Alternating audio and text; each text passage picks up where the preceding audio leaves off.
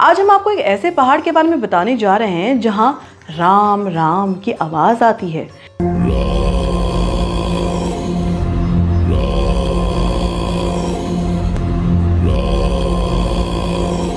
एक ऐसा पहाड़ जहां सिर्फ नंदी जी विराजमान है, ना कोई शिवलिंग है, ना भगवान शिव की कोई मूर्ति।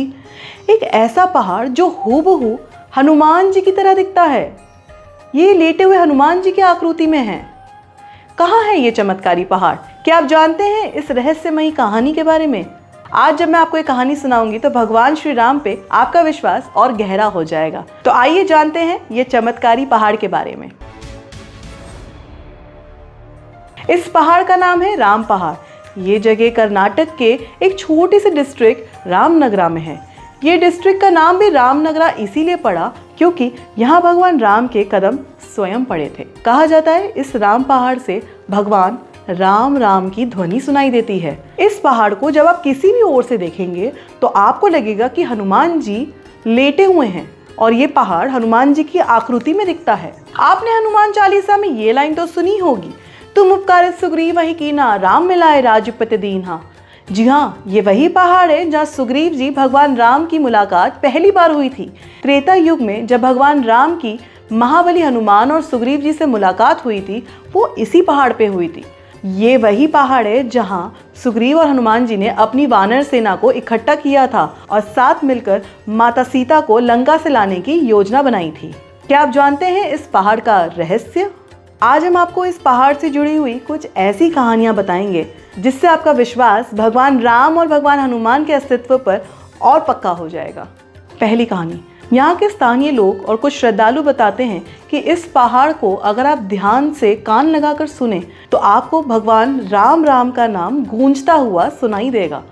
कुछ वैज्ञानिकों ने इसे हवा का दबाव बताया, गुफाओं की संरचना से इसे जोड़कर प्राकृतिक का प्रभाव बताया, लेकिन वैज्ञानिक इसका कोई ठोस निष्कर्ष नहीं निकाल पाए।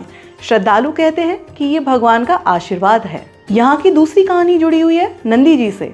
यहाँ नंदी जी रहस्यमयी तरीके से अकेले हैं।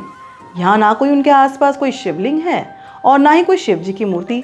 नंदी जी से जुड़ी हुई पहली मान्यता यह है कि अगर आप नंदी जी के कान में श्री राम बोलते हैं तो ये पूरी घाटी में राम नाम की ध्वनि गूंजती है, यहाँ इको होती है। लेकिन अगर आप नंदी जी के कान में न बोलें और बिना उनके कान में बोले हुए भी जोर से चिल्लाएं तो यहाँ कोई ध्वनि नहीं गूंजती, कोई इको नहीं होता। है ना हैरान करने वाली बात। नंदी जी से जुड़ी दूसरी कहानी यह है कि जब भगवान श्री राम यहाँ आए तो उन्होंने शिव जी की उपासना की। जब वो आराधना कर रहे थे तो भगवान शिव जी उन पर प्रसन्न हुए। प्रसन्न होते ही भगवान शिव जी ने उन्हें दर्शन दिए और वो यहाँ प्रकट हुए। यहाँ से 20 किलोमीटर ठीक दूर नंदी जी के मुंह के सामने एक जगह है जिसका नाम है रिवना सिद्धेश्वर। ये वही जगह है जहाँ भगवान शिव प्रकट हुए थे और आज भी ये मंदिर वही है। तीसरी कहानी जुड़ी है ट्विन रॉक से।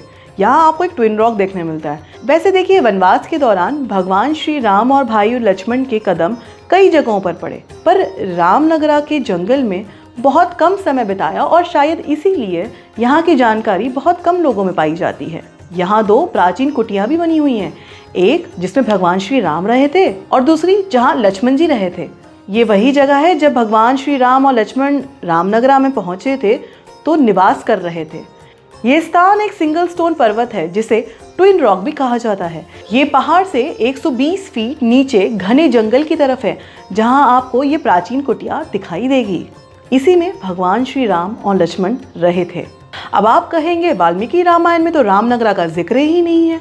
तो आपको बताएं कि भले ही वाल्मीकि रामायण में रामनगरा का कोई जिक्र नहीं है, पर कुछ ऐसी ग्रंथ हैं जिनमें ट्विन रॉक, हनुमान जी के आकार का ये पहाड़ और नंदी जी का उल्लेख मिलता है। जैसे कि कुछ स्थानीय ग्रंथ हैं जिसमें इनका उल्लेख मिलता है। उसमें से एक है कन्नड़ रामायण और दूसरी है 11वीं सदी में लिखी हुई जैन रामायण। अब आप बताएं आपको ये कहानी कैसी लगी? क्या आपको ये हनुमान जी की आकृति जैसा पहाड़ के बारे में पता था? नहीं तो कमेंट करें और हमारे चैनल धर्म अधर्म को सब्सक्राइब करें, लाइक करें और सनातनी भाई बहनों के साथ इसे शेयर करना ना भूलें। जय श्री राम।